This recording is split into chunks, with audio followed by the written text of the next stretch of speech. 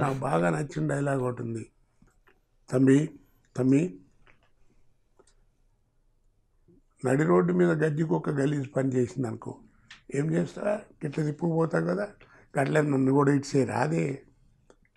చూడండి, మరి నా కెరీర్లో నేను చెప్పుకోవాలంటే కనీసం అంటే సినిమా సక్సెస్లో కోట శ్రీనివాసరావు వేసినటువంటి వేషం కూడా ఓ పిల్లర్ అనేటువంటి వేషాలు ఒక 50-60 సినిమాలు ఉండుంటాయండి.